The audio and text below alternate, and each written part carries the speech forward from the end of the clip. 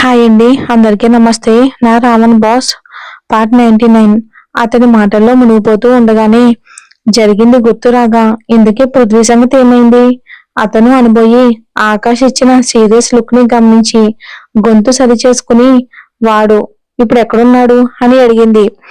ఎక్కడుంటాడు? హాస్పిటల్లో పోలీసు సమక్షంలో ఉన్నాడు అన్నాడు.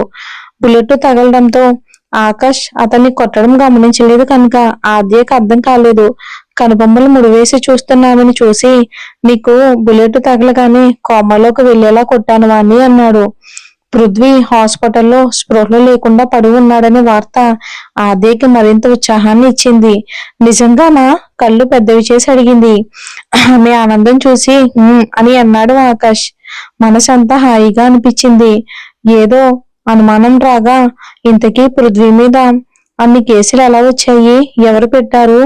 బాంబ్ ఏంటి అని ఆద్య ఆశ్చర్యంగా అడుగుతూ ఉండగానే ఆకాష్ కి ఫోన్ వచ్చింది. చంద్రశేఖర్ గారు చేస్తూ ఉండడం చూసి ఆద్య స్పీకర్ ఆన్ చేయమన్నట్లుగా సైగ చేయగానే సరేనంటూ లిఫ్ట్ చేసి స్పీకర్ ఆన్ చేశాడు ఆకాష్. హలో బాబు, ఆద్యకి ఇప్పుడు ఎలా ఉంది అని కంగారుగా అడిగారు ఆయన.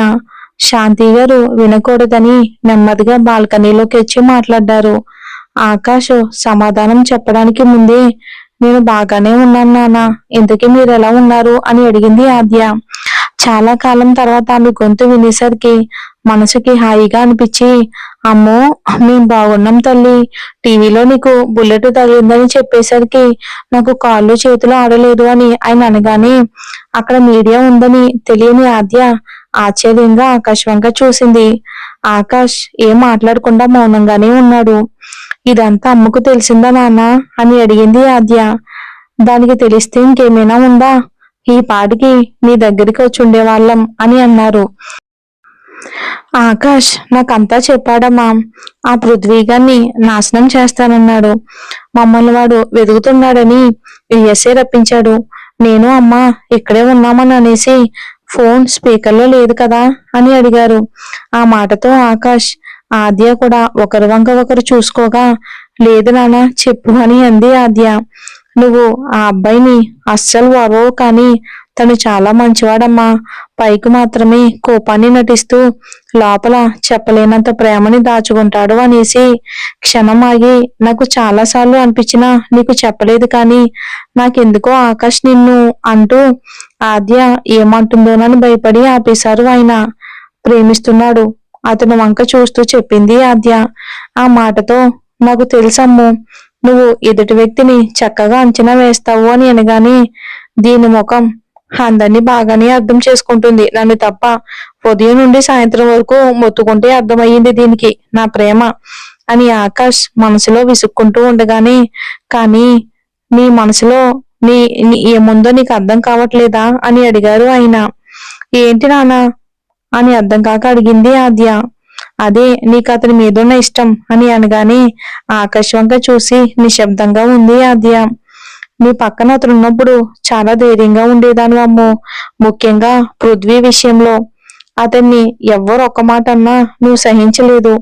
ఆఖరికి అమ్మ మీద కూడా అరిచేశావు. నీ జీవితంలో నీకు తెలియకుండానే అతనికి ప్రత్యేకమైన స్థానం ఇచ్చావు అని గాఢంగా ఊపిరి వదిలి అమ్మలా మాటి మాటికి పెళ్లి చేసుకోమని నేనెప్పుడు నేను వరించలేదు తల్లి, వాదించను కూడా.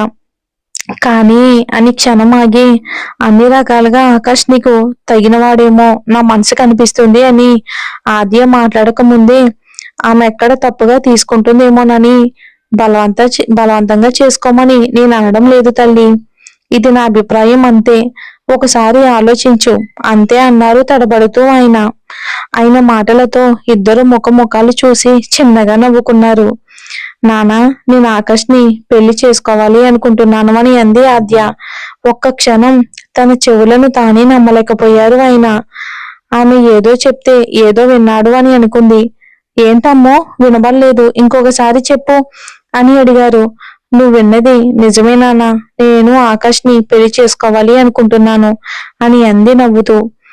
ఇక చంద్రశేఖర్ గారి ఆనందం అవధులు దాటగా ఏం మాట్లాడాలో తెలియని సందిగ్ధంలో ఉండగానే అక్కడికి వచ్చారు శాంతి గారు.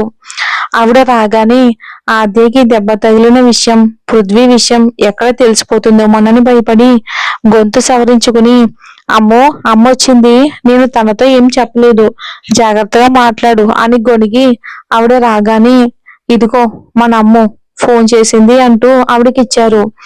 చిన్నపిల్లలకు చాక్లెట్ ఇస్తున్నప్పుడు వాళ్ళ ముఖాల్లో కలిగే ఆనందం ఆవిడ ముఖంలో కనబడుతూ ఉండగా ఫోన్ ని చంటిబిడ్డ తీసుకున్నట్లు తీసుకుని, హలో అమ్మో అని ఆనందంగా అన్నారు శాంతి గారు తల్లిగా. హా అమ్మ, ఎలా ఉన్నావు అని అడిగి ఆమెకు సమాధానం చెప్పి ఆద్యాన్ని అడగగానే బాగున్నానని చెప్పింది. నాన్న నీతో చెప్పే ఉంటారు, మేము కొద్ది రోజుల క్రితమే యుఎస్ఏ వచ్చేసాం. మీ నాన్నకి ఏదో బిజినెస్ ట్రిప్ అంట, నిన్ను చూద్దామని ఆశగా వస్తే తీరా ఇక్కడికి వచ్చాక నువ్వు ఏదో ప్రాజెక్ట్ కోసం లండన్ వెళ్ళావని చెప్పాడు వినయ్ అని అంది దిగులుగా. అవునమ్మా, ఇక్కడ ఒక ముఖ్యమైన మీటింగ్ ఉంది, అది అవగానే అక్కడికి వచ్చేస్తాను అని అంది ఆద్య. సరే త్వరగా రా అమ్ము, నిన్ను చూడక చాలా రోజులవుతుంది అని అంటూ ఉండగానే ఆమె కళ్ళు నీళ్లతో నిండిపోయాయి. ఆమె గొంతులోని ఇక ఆర్ద్రతని గమనించి, వస్తానమ్మా వస్తాను, నువ్వు ఏడవకు అంది ఆద్య.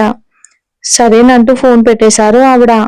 ఆవిడ ఫోన్ పెట్టేసి తిరగగానే ఆనందం పట్టలేక ఆమెని హత్తుకుని కౌగిట్లో బంధించారు చంద్రశేఖర్ గారు. సిగ్గుతో బలవంతంగా ఆయన్ని వదిలించుకుని చీరని సర్దుకుంటూ, ఏంటండి మీరు, ఏమైనా చిన్నపిల్లోడు అనుకుంటున్నారా, లేక మన పెళ్లి నిన్నే అయ్యిందనుకుంటున్నారా? మనకి పెళ్లిడికొచ్చిన కూతురుంది, దాని సంగతి పక్కన పెట్టి వేళకాని వేళల్లో ఈ సరసాలేంటి అన్నారు శాంతి గారు. అయ్యో పిచ్చిదానా, ఈ సంతోషం అంతా దాని గురించేనే, అసలు విషయం చెప్తే నువ్వు కూడా ఎగిరి గంతేసి నా కౌగిట్లోనే వాలిపోతావు అన్నారు ఆయన హుషారుగా. ఆవిడకు ఇక ఆశలు నశించి ఎన్నో ఏళ్ళు అవుతూ ఉండడంతో, ఏంటో ఆ గుడ్ న్యూస్ అని వెటకారంగా అడిగారు. అంత చిన్నగా అడుగుతావేంటోయ్, మా నమ్ములు పెళ్లి చేసుకోవడానికి ఒప్పుకుంది అని ఉత్సాహంగా అన్నారు ఆయన. ఏంటి మీరు చెప్పేది నిజంగా నిజమా? ఆవిడ కళ్ళు ఆనందంతో పెద్దవయ్యాయి. ఆ నిజంగానే శాంతి అంటూ ఆమె భుజాలు పట్టుకుని ఊపుతూ చెప్పగానే చెమ్మగిల్లిన కళ్ళను తుడుచుకుని తన మొక్కుకున్న దేవుళ్ళందరికీ మనసులోని కృతజ్ఞతలు తెలిపి, ఇంతకీ అబ్బాయి ఎవరండి అని అడిగారు ఆవిడ. మనకు బాగా తెలిసిన అబ్బాయి, హైదరాబాద్ లో ఉన్నప్పుడు మనం వాళ్ళ ఇంట్లోనే ఉన్నాం అని కనుబొమ్మలు ఎగరేస్తూ చెప్పడంతో, నేను అప్పుడే అనుకున్నానండి, వినయ్ మన అమ్మాయికి మంచి జోడీ అని, చాలా బాగా మాట్లాడతాడు ఆ అబ్బాయి అంటూ ఉండగానే దీనికి ఎలా అర్థమైందా అన్నట్లు గాఢంగా ఊపిరి వదిలి చంద్రశేఖర్ గారి ఇక హావ భావాలను పట్టించుకోకుండా చెప్పుకుంటూ పోతుంది ఆవిడ. పైగా మంచివాడు, దాన్ని బాగా చూసుకుంటాడండి అని అనేసి క్షణం ఆగి, కానీ అతని స్నేహితుడితోనే బాధ, అతను అసలు ఈ పెళ్లికి అంగీకరిస్తాడో లేదో, అతను ఎందుకో అదంటే క్షణం కూడా పడదు.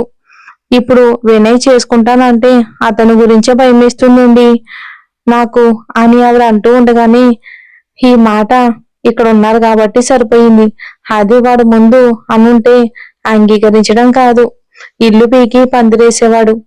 అప్పుడే అక్కడికి వస్తూ ఆవిడ మాటలు వింటూ అన్నాడు వినయ్.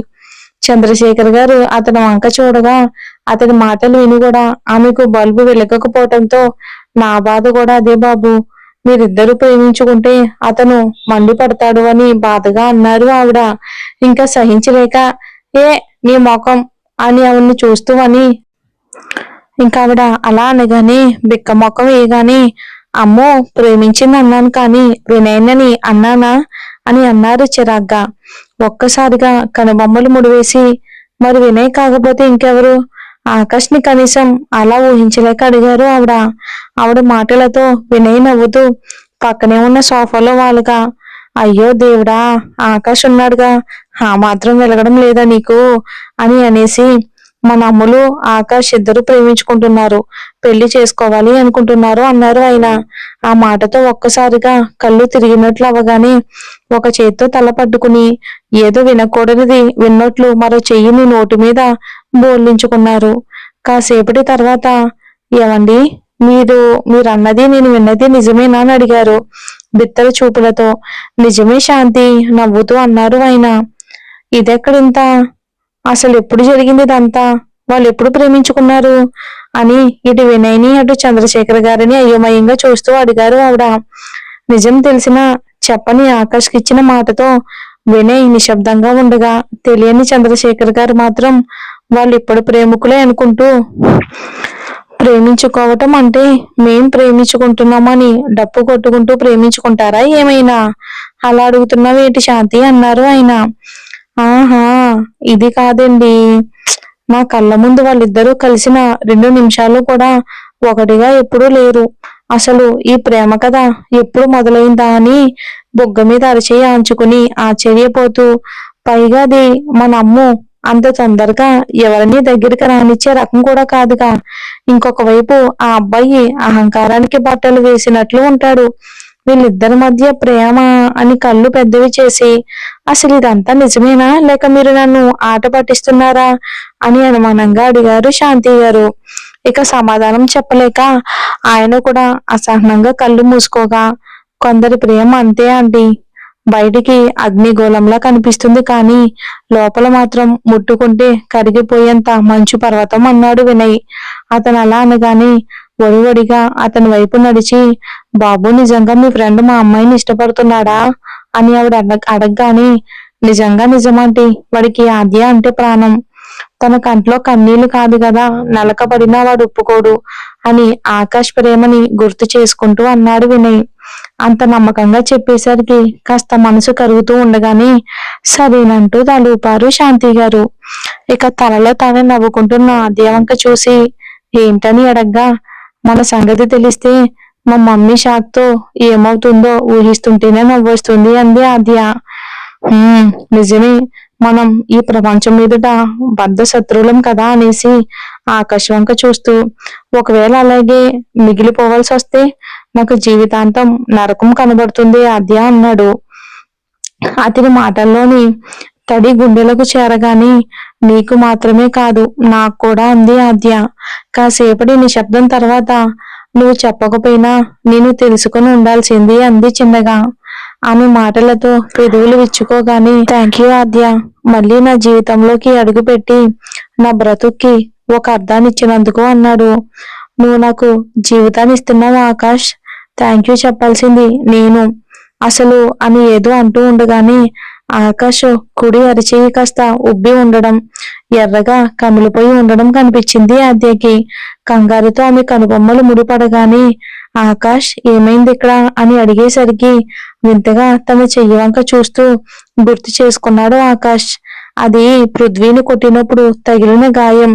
అది గుర్తు చేసుకుని ఆద్యకి చెప్పగానే, కొట్టిన వాడికే ఇలా ఉంటే కొట్టించుకున్న పృథ్వీకి బాగానే తగులుంటాయి అని ఒకవైపు మనసు ఊరటగా అనిపించినా మరోవైపు ఆకాష్ గాయం చూసి బాధేసి, ఇక ఇంట్లో డిస్పెన్సర్ ఎక్కడుందో చెప్పు అని లేవబోయింది. ఇప్పుడు అదెందుకు అని అడిగి కోపంగా చూస్తున్న ఆద్యవంక చూసి, సరేలే నువ్వు కూర్చో, నేను వెళ్ళి ఫస్ట్ ఎయిడ్ బాక్స్ తీసుకొస్తాను అని లోపలికి వెళ్ళి 5 నిమిషాల్లో తిరిగి వచ్చాడు ఆకాష్. దాన్ని చేతిలోకి తీసుకుని అతని చేతికి క్రీమ్ రాసి కట్టు కట్టింది ఆద్య. ఆమెను ఆప్యాయంగా చూస్తూ తనని తాను మర్చిపోతూ ఉండగానే కాలింగ్ బెల్ మోగింది. ఆకాష్ తన మొబైల్ తీసి సీసీటీవీ ఫుటేజ్ లో వచ్చింది ఎవరో చూశాడు. అక్కడ తేజ మరియు ఇంకో వ్యక్తి అతని చేతుల్లో ఫుడ్ ప్యాకెట్లతో ఉండడం అతనికి కాల్ చేసి డోర్ తెరుచుకునే మార్గం చెప్పాడు. దాంతో లోపలికొచ్చాడు తేజ. నేరుగా పైకొచ్చి ఫుడ్ ప్యాకెట్ ని డైనింగ్ టేబుల్ మీద సర్దమని చెప్తూ వాళ్ళున్న బాల్కనీ లోపలికి వచ్చాడు. ఎలా ఉంది ఆద్య ఇప్పుడు అని అడిగాడు ఆమె చేతుకున్న దెబ్బను చూసి. పర్లేదు అంది ఆమె. వాళ్ళ సంభాషణ మధ్యలోనే డైనింగ్ టేబుల్ మధ్య ఫుడ్ సర్దుతున్న సర్వర్ తో మాట్లాడడానికి వెళ్ళాడు ఆకాష్. అతను వెళ్తూ ఉండగానే పక్కనే ఉన్న కుర్చీలో కూర్చున్నాడు తేజ. అసలు ఆకాష్ ఏం చేస్తున్నాడా అన్నట్లు ఇద్దరు ఒక్కసారిగా తలలు అతని వైపుకు తిప్పగా సర్వర్ కి ఏది ఎలా అమర్చాలో చెప్తూ అతను బిజీగా ఉండడం కనిపించింది. దాంతో ఆద్య చిరునవ్వు నవ్వగా ఆమె వంక చూసి, థ్యాంక్ గాడ్ మీరు మళ్ళీ అన్నయ్య లైఫ్ లోకి రాకపోయి ఉంటే అని క్షణం ఆగి ఊహించడానికి చాలా కష్టంగా ఉంది అన్నాడు ఆ రోజులను తలుచుకుంటూ. ఆ మాటతో తన చూపును శూన్యంలోకి నిలుపుతూ కొన్నిసార్లు ఎవరిని నిందించాలో అర్థం కాదు. నా అసమర్థతో, మొండితనాన్నో లేక పరిస్థితులను. ఆకాష్ నా జీవితంలోకి రాకపోయి ఉంటే నాకది ఊహించడం కూడా అసాధ్యం అనేసి అతని వంక చూసి, ఆకాష్ మనసులో ఇన్ని రహస్యాలు ఉన్నాయని నాకు నిజంగా తెలియదు.